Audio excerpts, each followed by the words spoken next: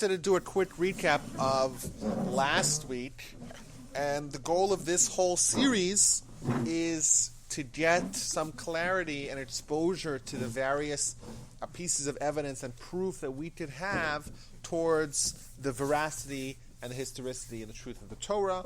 And I think the most important item that we have to establish before we begin the discussion, and we mentioned this already last week and the week before, we'll mention it again today because I think it's important, is that there's only really two options. Either the Torah was written by a human author, right, or was written by Moses, or the book is true, it's written by Moses as per the dictation of God. No other option exists. Right? It's either the story was as it is recorded, as it is documented, or it's not. And then once it's not as it's documented, then we should argue maybe Ezra wrote it, or Jeremiah wrote it, or a collaboration that wrote it. That's really irrelevant. The point is once you take it out of the status of it being divinely instructed, they tried to create a new category called divinely inspired, which is it's a new category, but it's really the same thing, right? It's either the way it itself is being portrayed in the actual book, right? Moses is instructed to write the entire thing from the first word till the last word. We mentioned last week that there's a question as to the last 8 verses, but the entire Torah basically, right? Let's for a second forget about the last 8 verses, but the entire Torah written by Moses as per the direct instruction of God. And importantly, the prophecy of Moses is different than all the other prophecies. There's only one prophecy that it says, Zeh hadavar. That's what the Talmud says. All the prophecies of all the Nevi'im, all the other prophets, it's Ko Amar Hashem, so says God. As opposed to Moses is the only one who used the term Zeh hadavar. This is the thing. This is the item. And the Talmud, various places, it explains.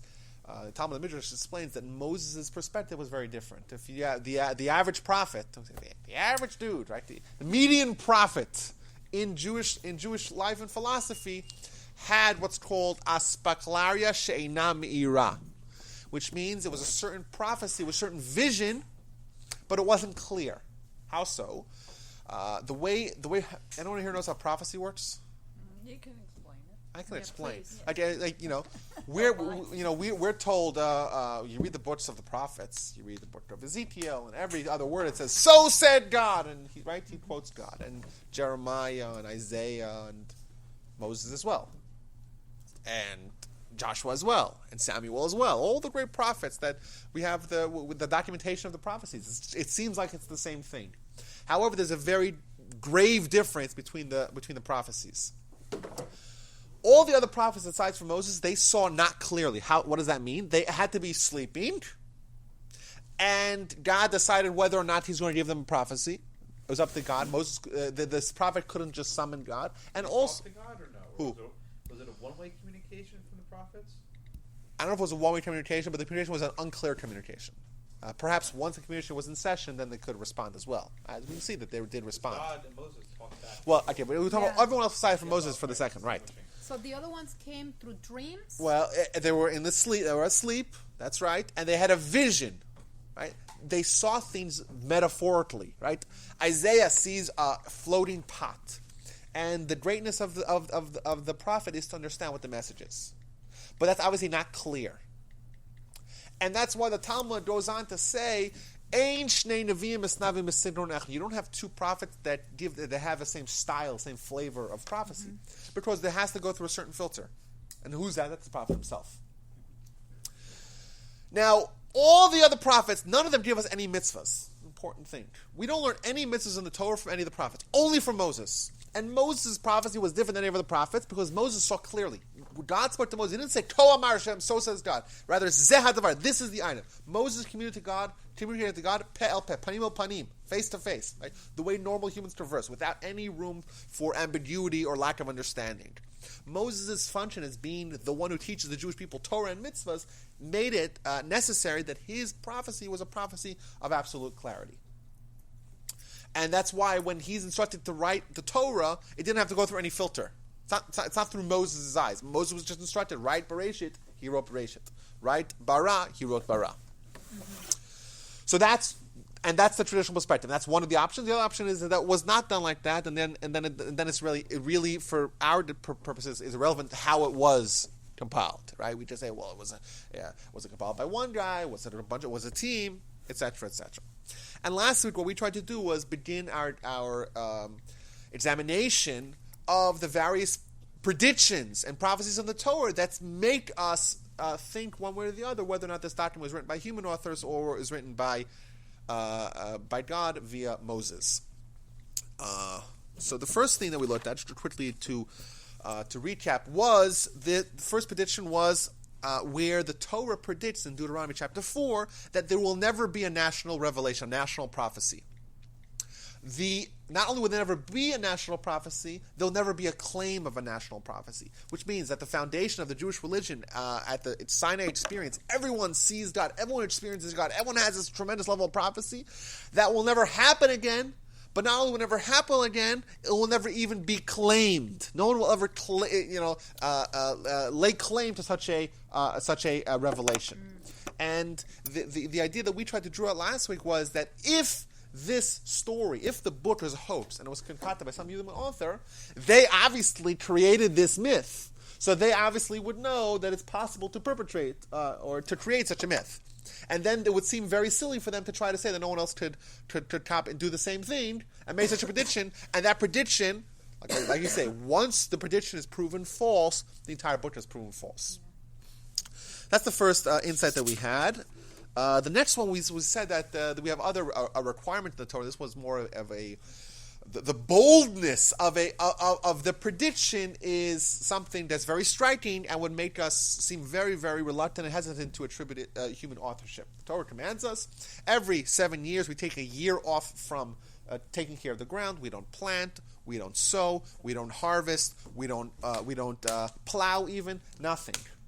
Now, in ancient societies, we mentioned, they lived and died with the agriculture. And if you take a year off, right, you don't have food, basically. So what are you going to do, says the Torah, if you say, how am I going to eat? And I quote, what shall we eat in the seventh year? And if you will say, what shall we eat in the seventh year? Behold, we may not plant nor gather in our produce. I will command my blessing upon you in the 6th year, and it will bring forth produce for the 3 years. For 3 years.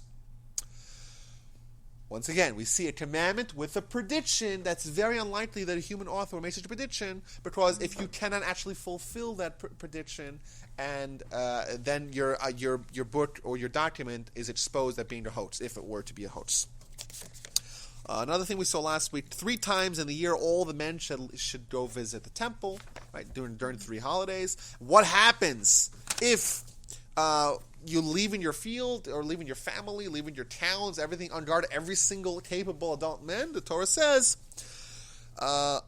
neither shall any man desire your land when you go up to appear before the Lord your God 3 times during the year. And the Jewish people, at the beginning of their life in Israel, they had about 400 years of constant battle with their neighbors, and the prediction or the requirement is a requirement that that a sane person would not make. A sane person wouldn't say abandon everything, and no one will even want it. Just leave your door open and leave your store open and just spend 2 weeks or 2 weeks each way potentially and go visit. And it's not a. Now remember, we don't have documentation of episodes of the Jewish people abandoning everything and going up to the temple. We don't have an actual documentation for that.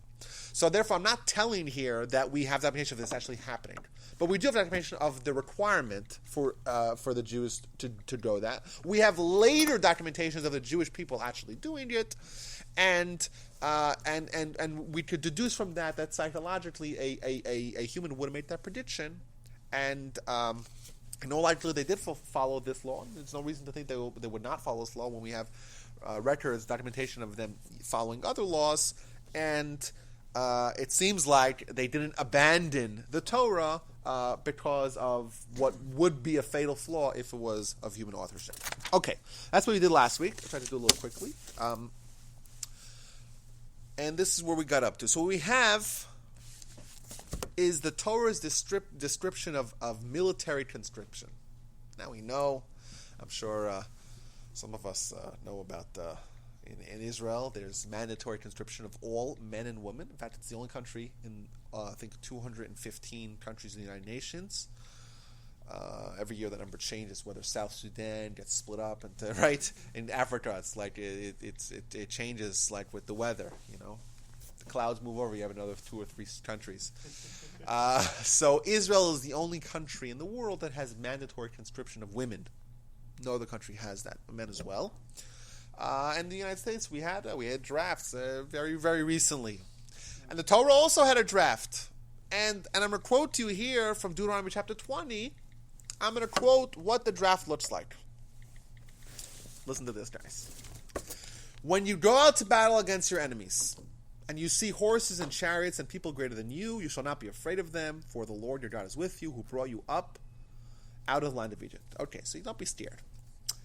And then they line up, a few verses later, it says they line up all the people, all the men, and the officer should speak to the people, saying, which man is there that has recently built a house, but has not begun to live in it?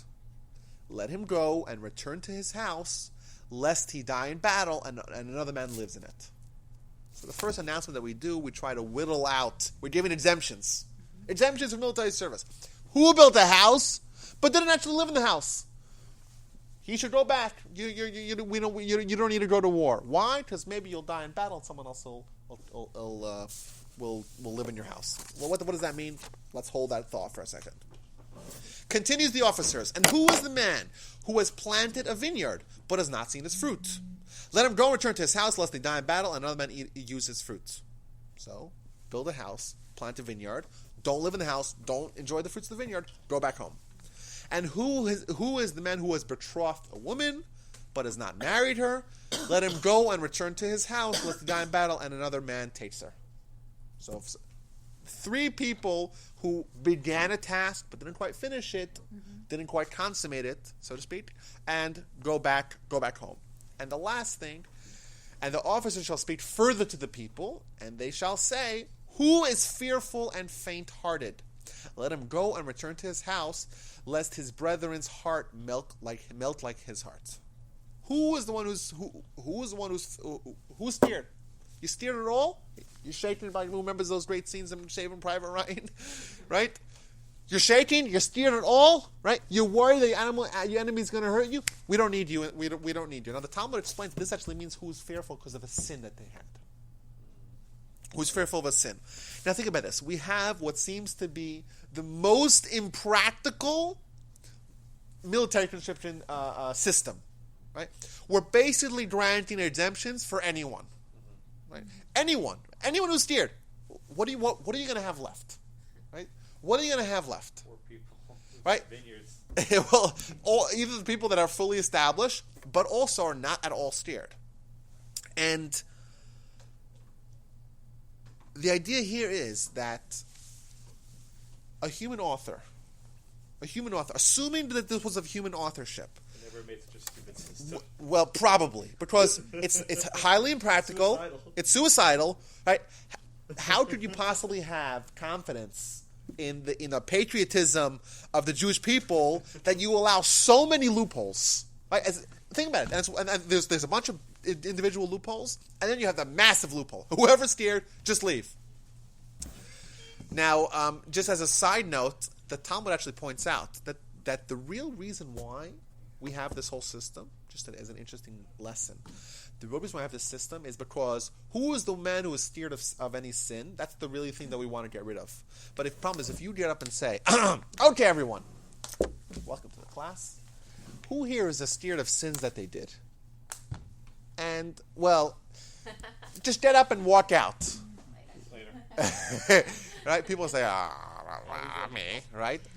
As a way to save face, as a way to not embarrass the people, they say, who is the person who built a house, or planted a vineyard, or betrothed a woman, or is steered of their sins? And that way, when someone gets up and leaves, you'll say, oh, you probably built a house, or this and that. It's a way to save face. It's a fascinating story in the Talmud. I know this is a digression, but the Talmud talks about it gives it imagery, description of a Torah class. there was a teacher, and then there were students, and they were just rows and rows and rows of students. And there's once this teacher, and there was a student that was in the room who had consumed garlic. That's what Talmud says. Think about this. How contemporary this even sounds. And he's consumed garlic, and it was a terrible stench, a putrid stench of garlic. And the rabbi announces, whoever consumed the garlic, please get up and leave. And then one of the great scholars that was a student, he got up and he walked out. And then everyone got up and everyone walked out to save the guy, to save face. Either way, we have a description here of a practice that they would use. The Talmud even talks about Talmud 1,500 years after this document is written. It discusses in great detail. Like I said, it gives us those lessons. Right? This was the way that they actually engaged in military conscription. Jonathan, do we have any historical accounts of how difficult it was for the Jews to staff an army? Or like, what the excuse was? I mean, do we have any accounts of like how tough it was to actually comply with this and have a able-bodied military? Who was that put everybody through the test of drinking water? Oh, well, that happened several times. That happened with Moses. Okay. Moses, he put them to drink the water to see. Well, there was Moses with the sin of the golden calf, and then it was, I think, Joshua. Okay, Joshua. That's one. Yeah. So we do have accounts of these, but remember, we have accounts of the military battles. Another great example. You open the book of Joshua. Now remember, book of Joshua, we have to in our heads, we have to separate the 5 books of Moses from the book of Joshua. Like we said, the nature of the prophecy of Moses was different. Right? The Talmud says that we didn't even need the rest of the books of the prophets. We didn't need them. They're only there because they're lessons. They're the timeless lessons that we can still use today. But from a Jewish law and Jewish life and Jewish practice, Jewish philosophy and Jewish theology and Jewish perspective and everything, the Torah is enough. Plus the book of Joshua, because the book of Joshua delineates where in Israel every group gets their tract of land. But besides for that, we don't need the whole story. So it's nice for us to have this history, but we have to separate the book of Joshua from the book of Deuteronomy, right? The Genesis, Exodus, Leviticus, Numbers, Deuteronomy, Bereshit, Shmos, Vayikra, B'midbar, and Dvarim. Now, the book of Joshua talks about the battles that they had, the battle of Ai and the battle of Yericho. Remember, they're surrounding the city. They go around 7 times, and the 7th time they go 7 days they go 7 times, and then they blow the shofar and the wall falls. Right? That's the description of and we know who these people were. We know their names, and we could date them. We have accounts. I'm sorry, I just don't remember. Was he the one who basically excused anybody who drank from the water like an animal and kept the ones who used their hand to cup the water, and they became the fighters? They became the army. I don't remember that. What I do remember is where he had the. I'll check it out. He had some of the Gentiles consume, some of the indigenous Gentiles consume the water, and they had certain reactions. Either way, what happens if you have an unpopular war? Lord knows in America we know what unpopular wars are. You have an unpopular war. You're going to say, anyone who steered, it's impractical. It's something that the genius human author, and if there's a human author to the Torah, he has to be a genius, wouldn't come up with.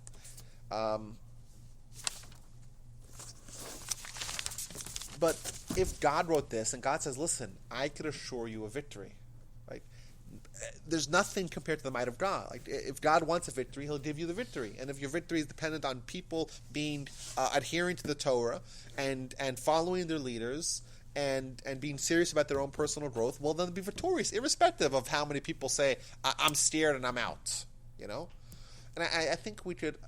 I know this is a little bit platitudinal, but if you look at the War of Independence in 1948. You see that the Jews and the Israelis are not governed by the normal probabilities of victory in war. Israel was a ragtag army. There was only 600,000 Jews in Israel, and they were mighty. Israel didn't have nothing. They were dealing with old equipment. They were dealing with a lot of Holocaust survivors were there, and they were a nascent nation. And they were at the brink of destruction. They were surrounded by 5 mighty Arab armies. And you read the stories. Read the stories about the Six-Day War. What was going on before the Six-Day War? Nasser promised, we in May 27th, 1967, right? Only like a week and 2 days before the beginning of the Six-Day War, he says, our goal is the destruction of, pushing them into the sea, destroying the Mediterranean Sea is right there. Hasn't changed. And they took him seriously. Every foreigner that was in Israel got up and said, I'm out. I'm going back to Switzerland. I know my grandfather had his books. Just everyone thought they were going to die. Really, they took his books, like his writings, his memoirs. He was living in a moshav, in his yeshiva. It was a moshav. He sent his books to Switzerland. At least like his memoirs would remain intact, after this country has been devastated 19 years after its founding. We think of Israel today, Israel's a superpower, and they have the American support. They didn't have any American support. They didn't have any American weaponry. All they had was the French. They gave them military. American military come to years later, and in public parks. This is a fascinating factoid. In public parks in Israel, they dug over 10,000 graves. Can you imagine what the state of morale is in Israel? If you go out and you see in every park, there's just tons of graves, expecting just mass slaughter. They dug the graves before. They dug the graves before that. Yes, I read that. Tremendous book, by the way, 6 Days of War, the best book, the best single volume book written. Can you imagine? But what does that do to the morale of the people? Yeah. That everybody's going to be filling up the hole. Yeah, and they just dug mass graves everywhere, 10,000 all across Israel, because there'd be so much dead and have to bury them quickly. Right? That was the attitude, and then like that, on a dime, right? They destroyed in 10 minutes. They destroyed the entirety of the Egyptian Air Force, and then they did it to the Syrians. Right? What they do? I'm sure you guys know the story. Do you guys know the story? They knew that the Egyptian army, they go for a coffee break at 8:15, right? And when they flew, they sent the entirety of Israeli Air Force. They didn't leave any planes protecting the land. It was like the ultimate all-in. When you push the chips in? All in! They took every single plane, and they just said, we are going to bomb them. First, we're going to bomb all the airports, all the runways. Then we're going to bomb all the planes. And one after another, they bombed every single one, and like that. Like 700 airplanes, like that, up in flames in minutes. Wow. That's it. And then, like that, and that they got all of Sinai, they got the Golan, they got the Old City. They took their land and they multiplied it tenfold. And look at that. And yes, us Jews, have never been bound by the normal rules of combat. We don't. Because we have the Almighty watching over us. And that's what it always was like that. The Torah says yes. Torah says, listen, someone's scared of fighting, we don't need him. We have God on our side. Once you have God on your side, who are you scared of? Right? That's what they said right now. We have lost some battles. Yeah, well, and God tells you your success and failure in war is linked to your conduct. It always was and always has been. But that's what Hamas said, that we have this God, that they can't win our God. So it is still, those words that you just say is like now. Yeah, and that's an interesting thing. We have a contemporary perspective on that as well. I think today, like, it's inconceivable that 3,000 years ago, 3,000 years ago, someone rational with some intelligence would create this system of military conscription. Let's move on. So we're starting a new item right now. Okay, so that's the thing we find in the Torah, and that should make us greatly question the possibility of human authorship of the Torah. Next thing, we're going to see a few other predictions in the Torah, which once again are things that we probably know them. We're probably quite famous. I think the military conscription, it's maybe not so well known, but these are very, very well known, and lots of catchphrases that are associated with these predictions in the Torah. Yeah, one quick Yes. question. So do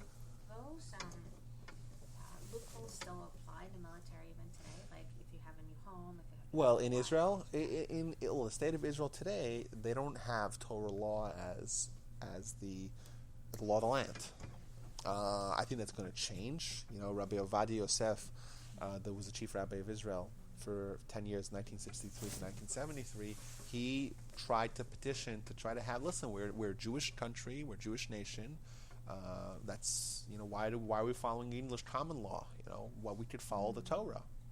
And I think that it's a bit changed, but it's really not that big. It's we're not talking about reestablishing a death penalty or anything like that. We're talking about just the law of the land. What's in the absence of the temple, though, don't a lot of laws don't apply. That's right. For example, like I said, any capital crime would not apply because it only applies when you have a Sanhedrin actually residing at the temple. So we don't have that, but we could do. I'm saying we could still have that. And so yes, it's a thing that I think the momentum. It's kind of like the Redskins name, like there's such a big push to change the name. So like eventually it's going to happen, probably, right? Eventually it's going to happen, probably within the next 50 years when there's enough of a feeling in the country that it's time,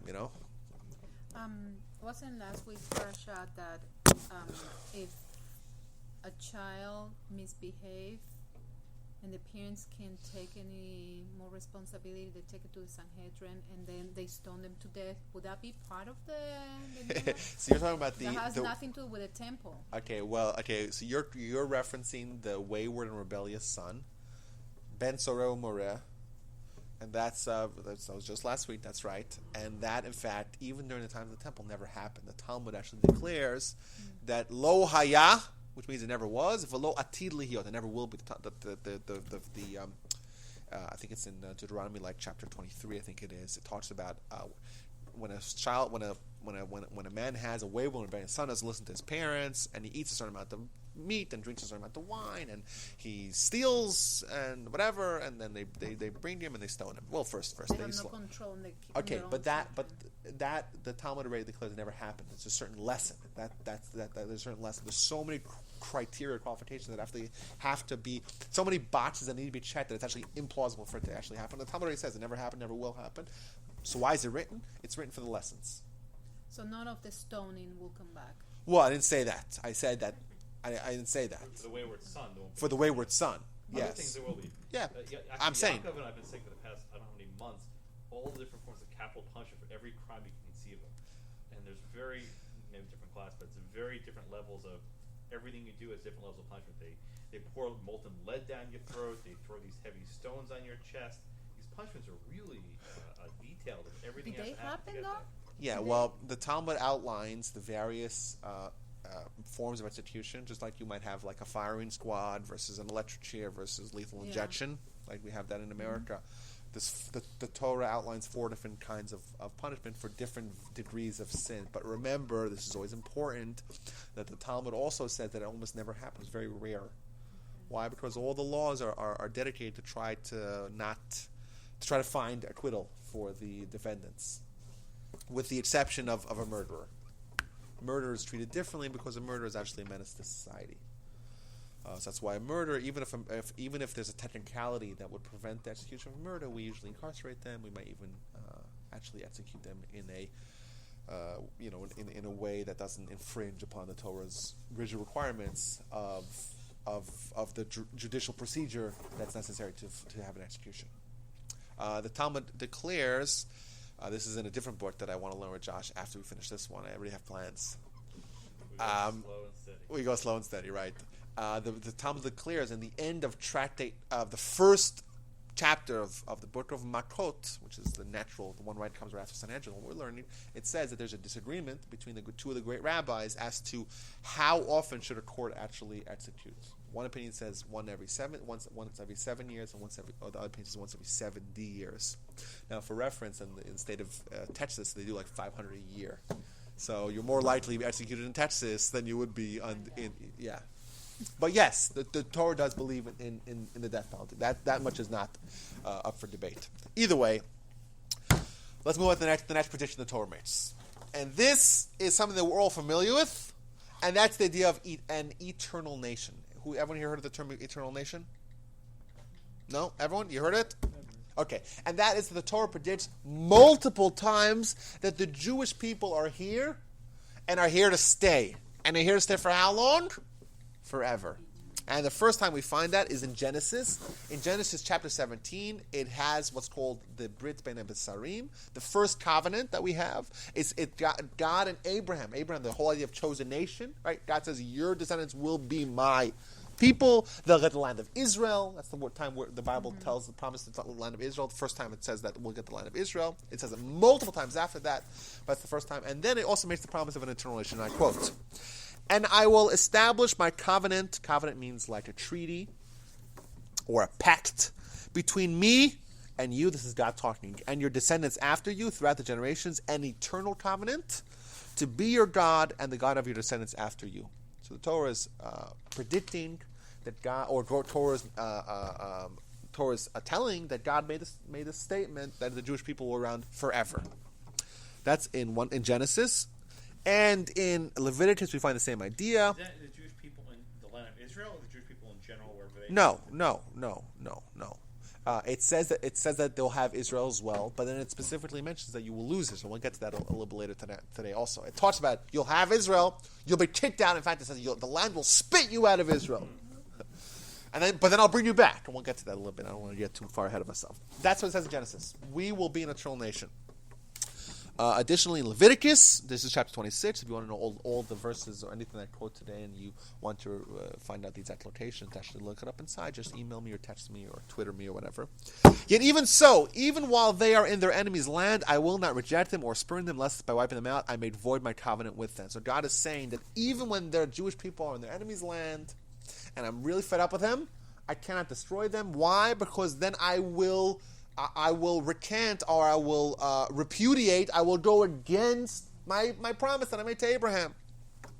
For I am their God, I will remember them because of the covenant I made with their forefathers, whom I brought out of the land of Egypt, under the very eyes of the Gentiles, that I might be their God. So once again, God's saying that even when the Jewish people, as far as they get away from God and from Judaism, from Torah and from their mission, they will still be a distinct nation, and they will not disappear. And in fact, what we find is that the closer Jewish people get to assimilation and losing their identity as being a distinct nation, and the more closer they get to the Gentiles, we always have a certain uprising of anti-Semitism. There was no place where the Jews were more integrated in history.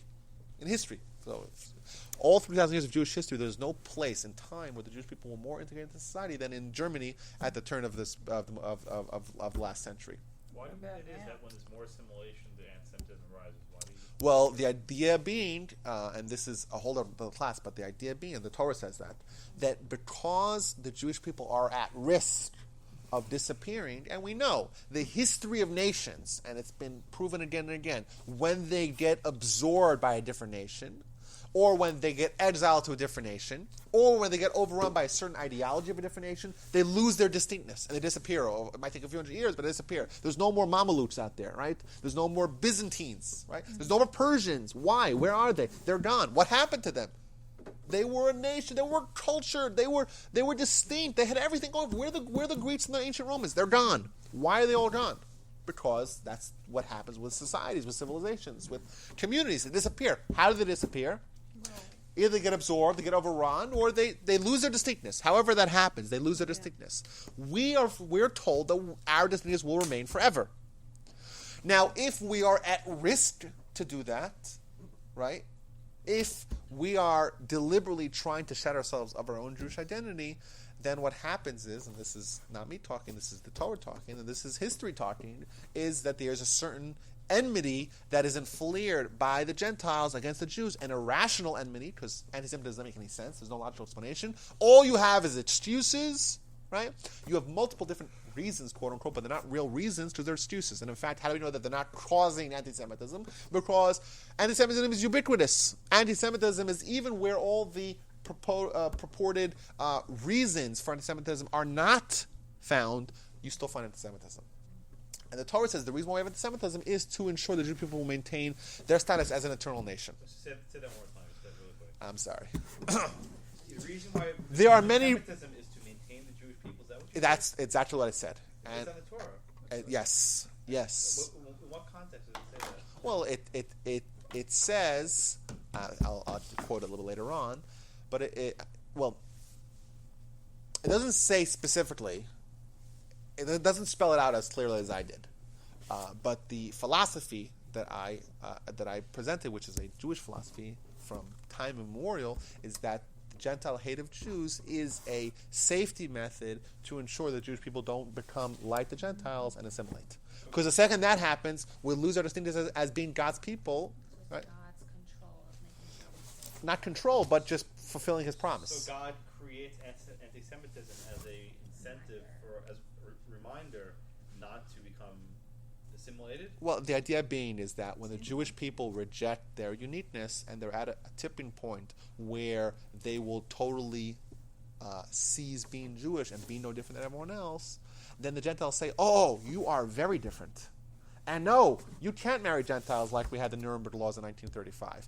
Oh, and we can't shop in a Jewish shop. What do you mean? The Jews are the pillars of society. The Jews are all the lawyers and all the professors and all the dentists. All the people in high society were Jews, and they were no different. They didn't dress weird. They didn't talk funny. They were integrated.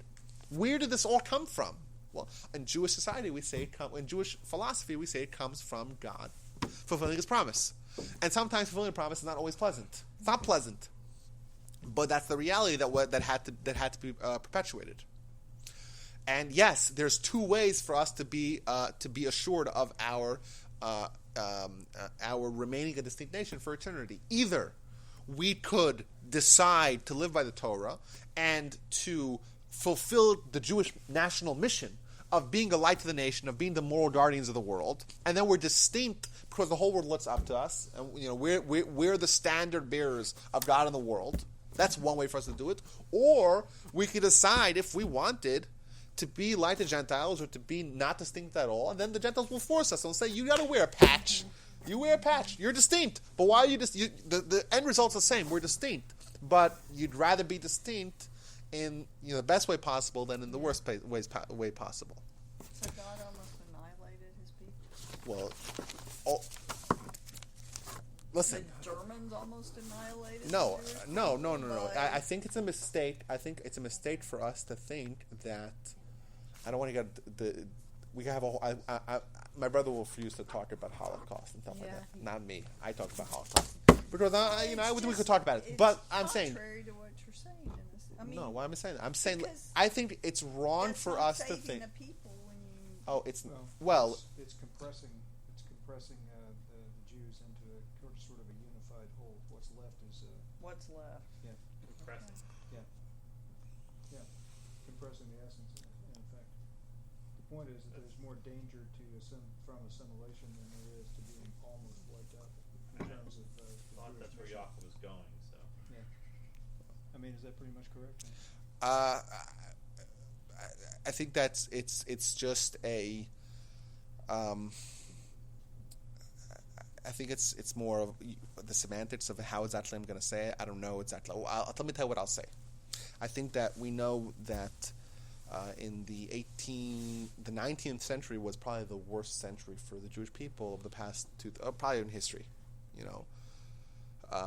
You could talk about the macro trends of the 19th century and the emancipation and what it meant for the Jewish people to finally be allowed to do things that they were banned for, and their marginalization, 1,000 years of marginalization, economic and social and political marginalization the Jewish people had experienced in Europe ended abruptly with the French Revolution that eventually swept throughout Europe.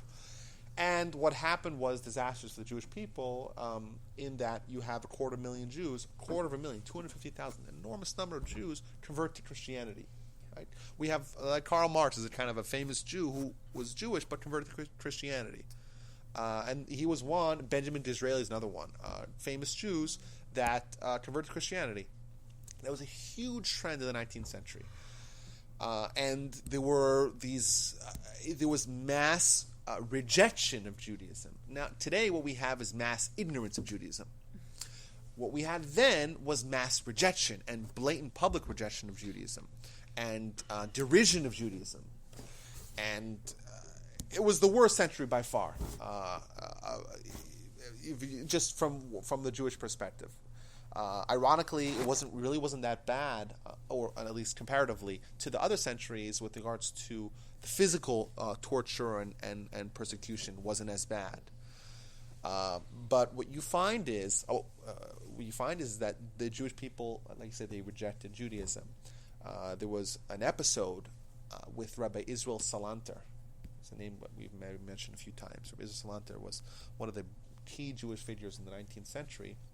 He, in fact, in 1857, moved to Germany. To move to Germany was like from someone who lived in Jerusalem, like in the old city, like just basking in spirituality, to move to like Las Vegas, the Strip, like in a disco there. Like that's what it was like to move to Germany. And he moved there to try to help, curb the tide of Jewish rejection of Judaism. Either way, in 1844, this is just how I'm presenting the story. In 1844, in Brunswick, Germany, there was a conference. And this conference, there was a bunch of Jews, but Jews that were rejecting Judaism, and they kind of like declared that all the laws of the Torah were null and void. And they declared that one need not marry Jewish, and laws of kosher are out the door, and laws of Shabbat are out the door. Everything was out the door. Everything was rejected, was repudiated. And we don't find this. Historically, you don't even find like this mass rejection. You find individuals. But either way, Rabbi Salanter commented. He says the Jewish people in Brunswick, in Germany, have thrown away the Shulchan Aruch. What's a Shulchan Aruch? Shulchan Aruch is the book of Jewish law. There's going to come a time where the Gentiles will force the Jews to reaccept the Shulchan Aruch. And about 90 years later, 91 years later, was the Nuremberg laws. And what the Nuremberg laws was they made a German law where the Jews can marry Gentiles. That was a law. That was a law in Germany. So the idea being, I don't want to get too sidetracked, it's exactly what I'm trying to say. I don't know exactly what I'm trying to say. I have to think about it. But the idea being, my point that I'm making, that's not my point. That's why I'm trying to give you a little perspective of where I got it from. That when the Jews try to lose their distinct identity as Jews, right, something from the Gentiles is awakened that compels the Jews to once again be different and distinct and be an eternal nation. And that's a Jewish perspective on anti-Semitism. But either way, the Jewish people were told in the Torah multiple times, as I quoted once from Genesis and once from Leviticus, where the Jews are promised that they will be an eternal nation, and God says, "I won't destroy them, because then if I destroy them, then I'm going against, I'm reneging my vow of Jewish people being an eternal nation." You never said they'd be numerous, though, just eternal. What do you say? I said he never said they would be numerous, just eternal. Who? The Jewish people. Yeah. We'll get to that exactly. Yeah. Hold that thought, because that's gonna be a very germane point. So we always Nice. We have other places all over. We have a book of Isaiah, the book of Malachi. I am God. You are the children of Jacob. I will not change. We have also in Isaiah.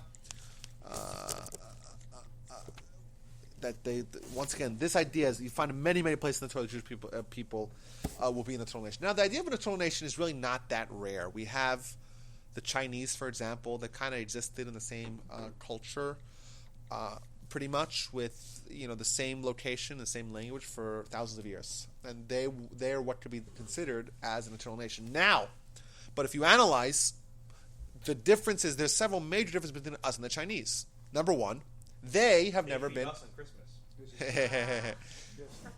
I'll shut up. It's pretty funny. Number one, you find that they have existed for millennia, but they've existed with in one land. They were never exiled to a different land. And in fact, if anyone did come and anyone did conquer them, they would just get absorbed because they're so big. Like if all of us came and conquered China, right, we wouldn't move the needle. Right? There's too many people. As opposed to the Jewish people, were always few in number. And in fact, as Roy mentioned, the Torah foretells that the Jewish people will also always remain few in number. We'll get to that in a second. The Jewish people also did not have a common spoken language. Over the you go to yeshivas in Israel today, you see people speaking French, people speaking Spanish, people speaking Russian. You have people speaking Polish. Every nation, every language on Portuguese. I see guys learning Portuguese. Jewish people, even till today, we're all spread across the world, even though we're kind of reuniting slowly back in Israel. We don't have common culture. We don't have customs, and yet we're around for 2,000 years. The Torah foretells that we'll be around for 2,000 years, and against all odds, we're still here. But wait a minute. Is there any other factors that could have contributed to us not being here, and that would make our existence as an eternal nation all that more remarkable? So, I wanted to share with you guys an insight. Exile, the term exile, is a term that we are all too familiar with as Jews. Why? Because the Jewish people have been exiled multiple times. Now, in all of human history, no other nation has been exiled more than once. And do you know why? No other nation has been exiled more than once? That's all it takes. Because that's all it takes, exactly. Once a nation is exiled, right, they lose their land, they lose their identity, they lose some of their cultures, they get absorbed, and before you know it, there's what's called as the melting pot. As we know today, melting pot, it's a term that we use a lot with American absorption of immigrants, and before you know it, they're indistinguishable from regular Americans. Well, there's a few that are pretty strong-willed. Yeah, but Don't even want to absorb. no, but you're thinking about maybe, let's say, people of Latino descent. Yeah. But you have to give them some time, right? Think about the Russian immigrants of the 1880s. You can't tell any Absorbed difference. pretty quickly, Well, comparatively. and the Italians of the early 20th century. I still think they've absorbed. I mean, we're going generations now, not one. I was at the Texans games on Sunday, and they were all into the Texans. I saw some people of Latino descent, and they were all into it. They were screaming, "Houston, Texans." But one thing is the citizenship, the other one is the religion. Either way, the point is like this: when a nation gets when people move out of their land and out of their country and out of their customs, right, and they don't have that unification. So yes, it takes a while, but eventually get absorbed by their nations, and especially we're talking about millennia. And the Jewish people were exiled not once, but twice. It depends how you count exiles, but we know in Babylon, right, the Babylonian exile. You could Google it. We have documentation. We have external verification. We know the people, the names of the people. Nebuchadnezzar came, destroys the temple, sends all Jewish people to Babylon. And they're there for years and years. They come back to Israel. The first time. They rebuild the temple. They're there for hundreds of years. The Romans come. And the Romans destroy the temple. And they send the Jews also to scatter across the entire globe. North Africa. All over Europe. But primarily east. To Near East. To Babylon and Persia. And we're there for thousands of years. And the Jewish people in Yemen, it's a great example, because Yemen, there's really no crossover between them and any other. There was really no crossover between them and any other Jewish community. And they were there for 2,400 years after the destruction of the first temple, and they're still there. And in 1950, they had these airlifts of these Yemenite Jews, and these were Jews that had no exposure to any other Jewish community. You know, the Talmuds, when the Talmud was written in Babylon, you know, I told someone this, gave us if you ever go on like University of Phoenix, everyone knows what University of Phoenix is? Yeah. It's like the online, so if you ever actually go to actually participate in one of their programs, you sign up online, and then 2 days later you get in the mail like a box of books, you know, those are the books that you use to, right? That's what happened in Yemen. The Talmud is written in Babylon, right? Hundreds of miles away, right? But really, like more than hundreds of miles. For us, hundreds of miles is one day of driving. But like for them, it's just, you know, it's just the other end of the world. And they got boxes of Talmud, and they just you know, they were able. And you look at them 2,000 years later. They came to Israel. They brought their Torahs, and they're identical Jews. They're the same thing. You know, the Jewish people, we have survived across all different places, across different continents, and despite being treated very, very poorly. The Lost Tribe, the Bnei Israel. What about them? That's another one. That's without What do we know about the lost tribes? We don't know anything about them. Well, the Bnei Israel, the one from India. Oh, please! We know there's so many people that are claiming to be the 10 No, tribes. but they had the okay, but the Bnei Israel they had they prayed and they had the Torah and all that. So what Malta is referencing is something that Josh and I will get to in a few weeks or maybe months. At the end of the book of Sanhedrin, it talks about these 10 tribes that were exiled, also from Babylon, but way earlier, 100 some odd years before the temple was actually destroyed, by Sancheriv. Right, Sancheriv. In fact, Sancheriv is like a name that we have in Jewish life and writings, and in the British Museum, they actually have inscriptions from this guy Sancheriv. We actually have real material remains that quote this guy Sancheriv and his plans, and he's like, there'll be bloodshed, I'm going to destroy everyone, I'm going to destroy Jerusalem. He actually didn't quite conquer Jerusalem, but we have his projections of his plans to destroy Jerusalem, but he actually didn't. But the idea being, so the 10 tribes, they're gone. We have no idea where they are. They're never coming back, probably. Well, Talmud is a debate. Will they come back? Will they not come back? But probably they're not coming back. Some people say that the Ethiopians are them, and some people say that we found them in Nepal, and there's lots of different. Ugandas have Jews. I don't know about Uganda. They are. My daughter went there. Yeah, had they Hanukkah with Ugandan Jews. But that Ugandan Jews doesn't mean that those are the 10 lost tribes. I don't know that they were lost tribes, but there are Right, but we're talking about there was a very, very, very dark people that really live like I'm saying African people, but they observe Torah. okay. So there's all these accounts of all these people that observe the Torah. Schwartz, that's funny. Either way, so I don't know about the 10 tribes, but what we have is a prediction that is something that is unprecedented in human history. It's never happened. And there's so many factors that are also all predicted. This is an important point. The Torah not only predicts that we will remain an eternal nation, the Torah also predicts that we will be exiled multiple times. Right? I'll just give a quote here. You will be torn from the land that you are about to occupy, and God shall scatter you among all the people from one end of the earth to the other. You'll be scattered everywhere. And there you will serve other gods of wood and stone, whom you and your fathers are not known. And this is, by the way, what I mentioned earlier, that after it says that the Jewish people will start living like the Gentiles, then it talks about the Gentile anti-Semitism. So it says over here, and there you will serve other gods of wood and stone, whom you and your father have not known. So you're rejecting God. And among those nations you shall find no repose, not a foot in ground shall stand upon you, and there the Lord your God will give you an anguished heart and wasted eyes and a dismayed spirit. And there it continues, you will live in constant suspense and stand in dread both day and night, never sure of your existence. In the morning you will say, what would that it were evening, and in the evening you'll say, I can't wait till the morning, for the dread of your heart you must feel, and the sight in your eyes you must see. What it's talking about is a very, very bad situation that's going to happen to the Jews in their other people's lands when they reject Judaism. So that's the textual basis for that philosophy. But either way, the Torah is making multiple interconnected predictions.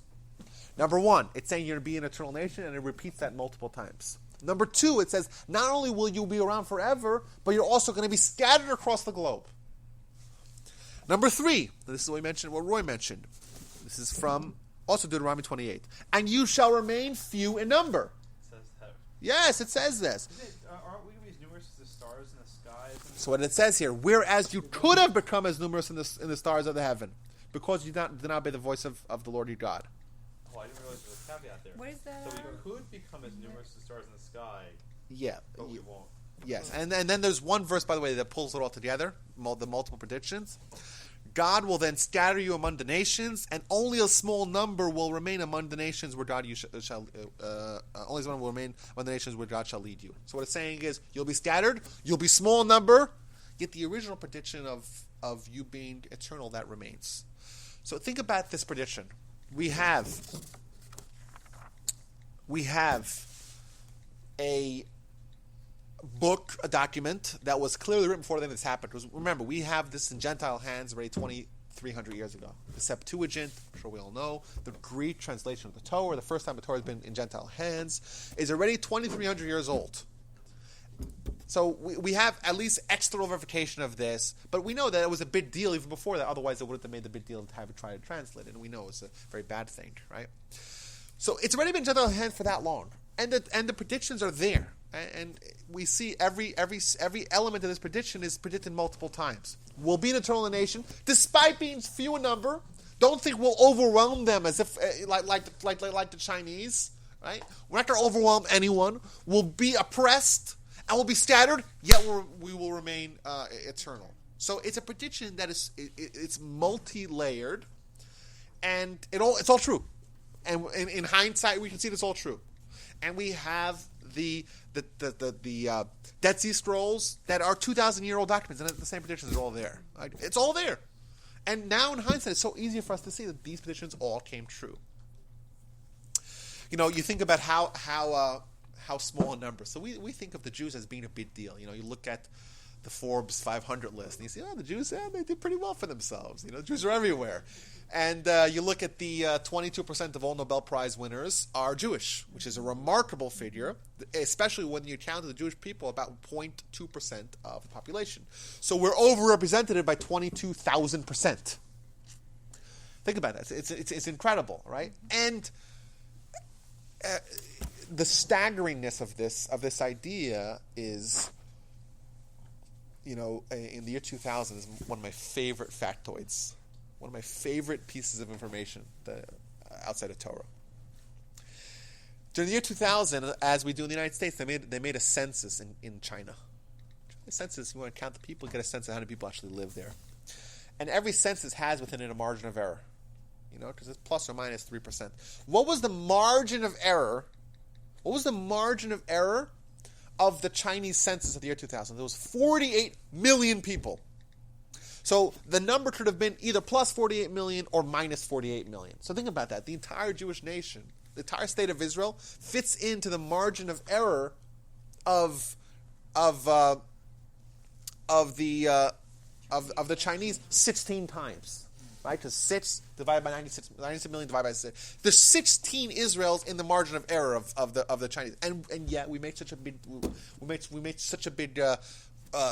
voice for ourselves. And you know, we are what the Jewish people, what the world was for leadership, and that's the idea of alliance to the nation. That despite the fact that we'll be small and we'll be persecuted and we'll be hated and we'll be scattered and we'll be around forever, and we'll still be distinct and special. Now, I want to just say another point because it's timely. We still have some more time.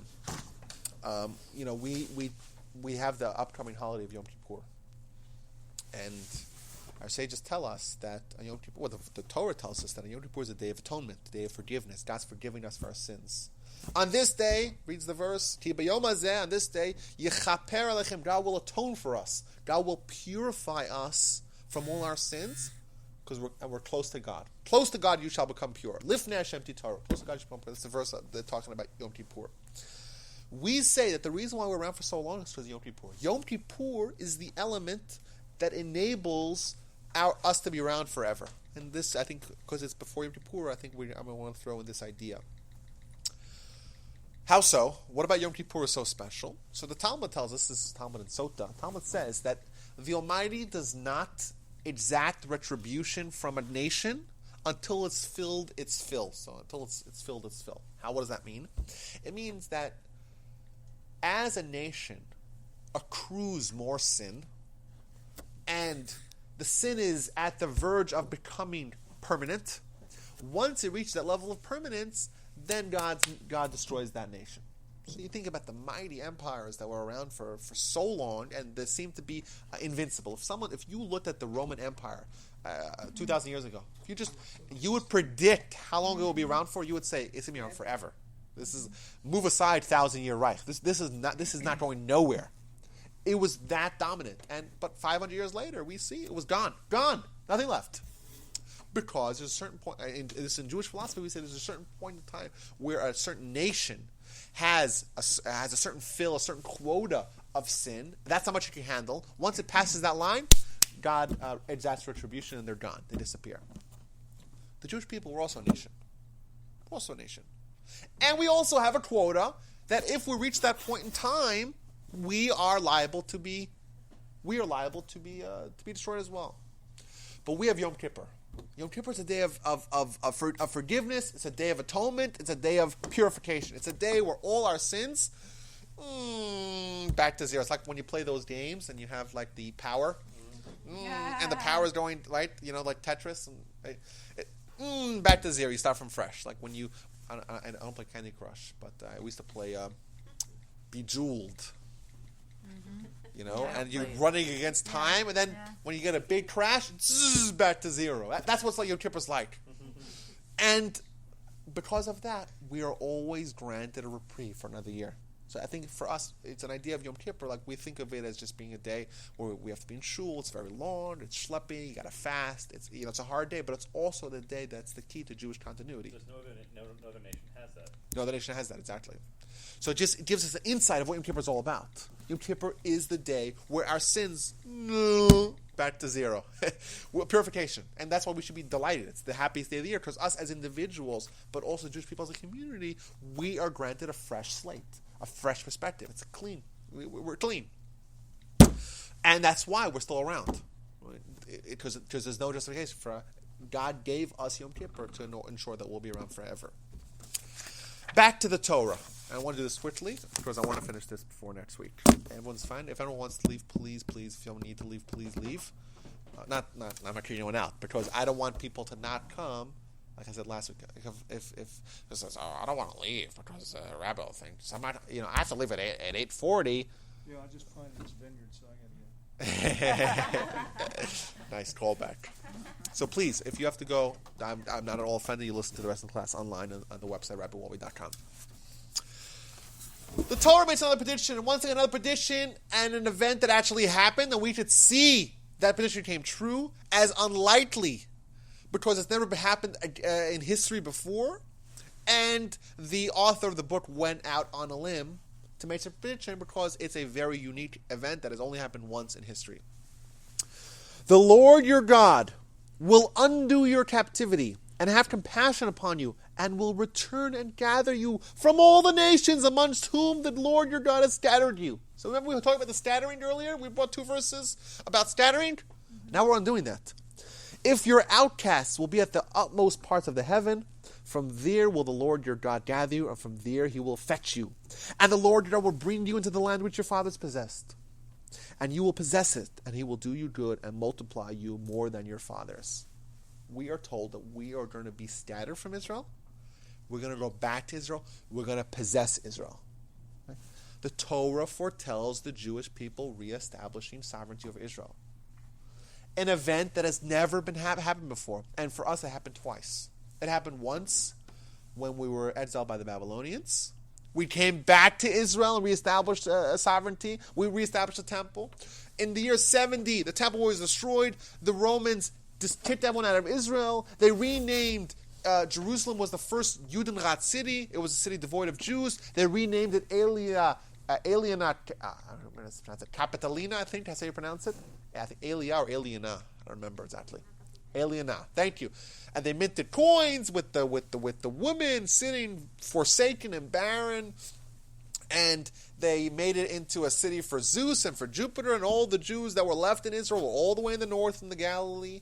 There was no Jews anymore in Jerusalem. The vast majority of Jews were either destroyed or killed or slaughtered or executed, or the rest of them went to Babylon.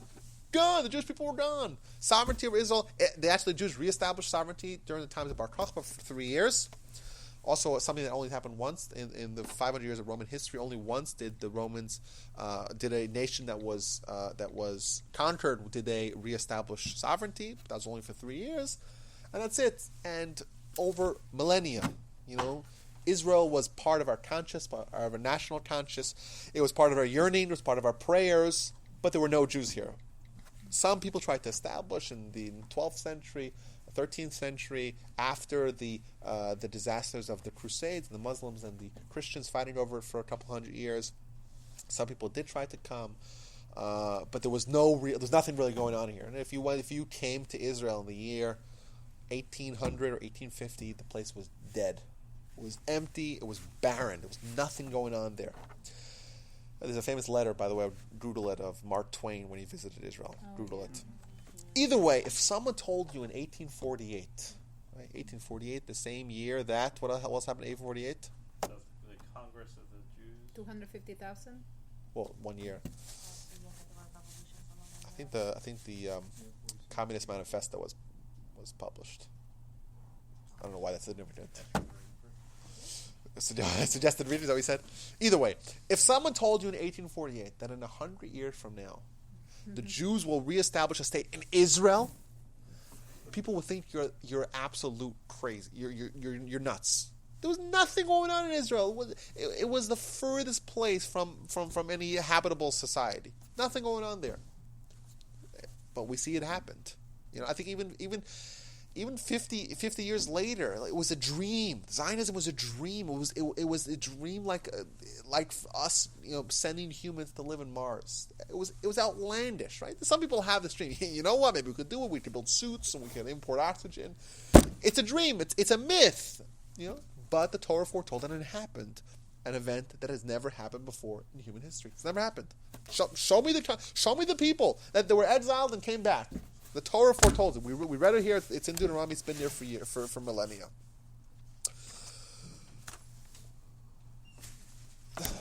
So once again, we see predictions that a human author, right, could not have made. These are predictions that are so bold, so audacious, right? And we have yet to see something that we have yet to see a mistake. There's another important point. We talked about the Yemenites. The Yemenites came to Israel and they brought their Torah. The Torah was identical. In truth, you have to give a little disclaimer that the Torah, the Jewish Torah, is much bigger than the Gentile. The Old Testament is much bigger than the New Testament. But the Old Testament, there's the Yemenites, when they came to Israel, they brought their Torah. The Torah was actually slightly different. Now, I'll tell you is that in Hebrew, as we all know, the Hebrew vowels are in dots, right? Dots like nikudot. But in the Torah, sometimes words that could be written without extra letters for vowels actually have the letters for vowels. So, as an example, the word yavo in Hebrew, which means to come or will come, could either be spelled like this, a yud and then a vet and then an aleph, or it could be spelled with a vav. So it means the vav is the vowel. Sometimes the vowels are actually there in the form of letters, sometimes they're not there. That's what's called chaserot v'yiserot, which means chaserot means it's lacking, yiserot means it's adding.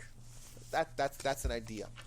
All the 9 letters that the Yemenite Torah had that were different were examples of where either they had a yiserot, they had the vowel, and we didn't have the vowel, or not.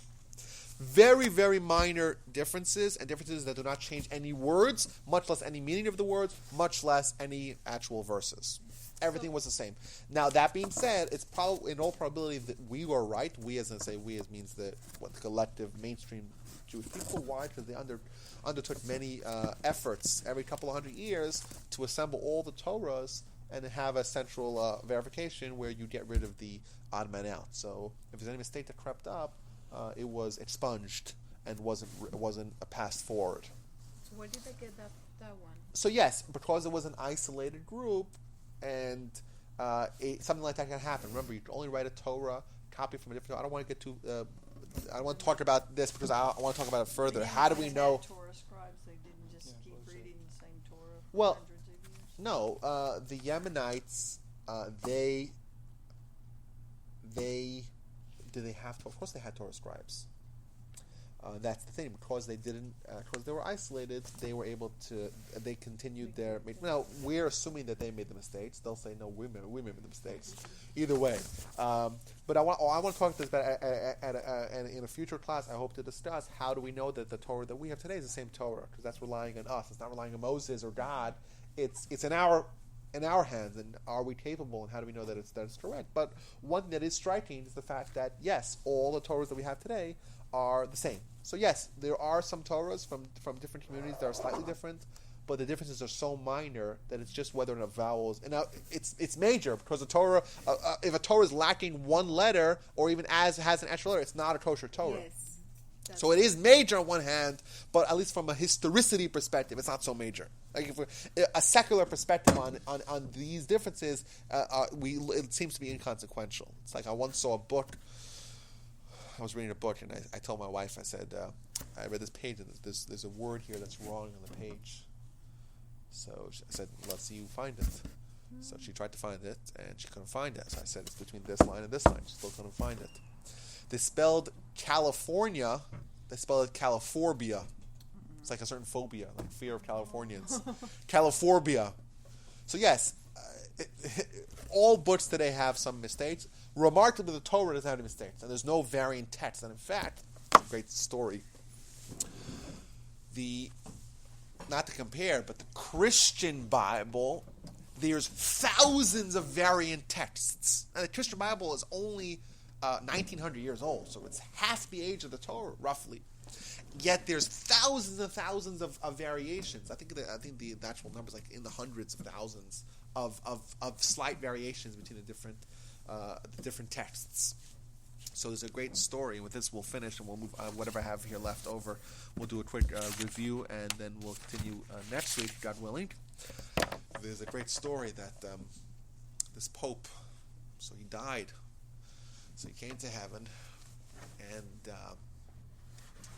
said to them, listen, you were a good guy, but, the Catholic Church, they have their things. You guys look the other way, but you were a keeper, so you have something going for you.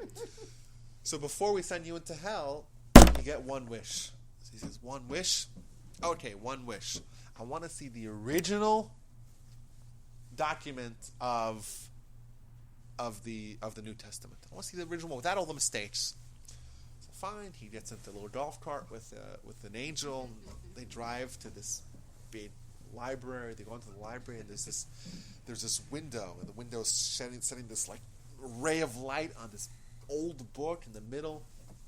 The angel says, "Listen, I'm outside. You need me. You call me. Go inside and look." So he's inside there. He goes inside. He opens it up. Angel's outside waiting. Hours. He's reading it. And then the angel's outside. And he hears him. The guy starts crying. He's sobbing hysterically. And he walks in and sees the Pope just totally on the floor, just crying. And he says to him, what's the matter? What's going on here? So the Pope like trying to get it out. He says, in the original book it says celebrate. Okay.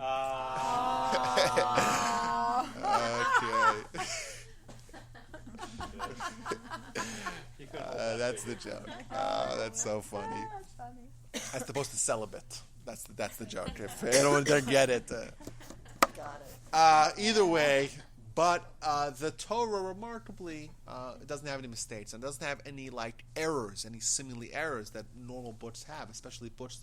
Today with the internet, it's very easy for an author to verify the information that he's writing, as opposed to in times past, if a human was writing a book, invariably there would be major mistakes. Like there would be what's called anachronisms. We talked about a little anachronism last week.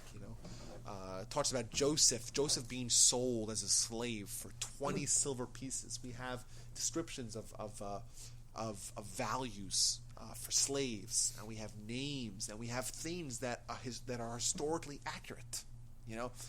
We find names that are accurate. We find papyrus that have names that are similar to the Jewish names. And we have Pitom and Ramses. And we know today that there was a guy named Ramses. But 2,500 years ago, how would someone have known that if it was a hoax, And the value of slaves, was remarkable. They actually found a document that is consistent with the time that talks about the value of slaves. And 20 silver pieces was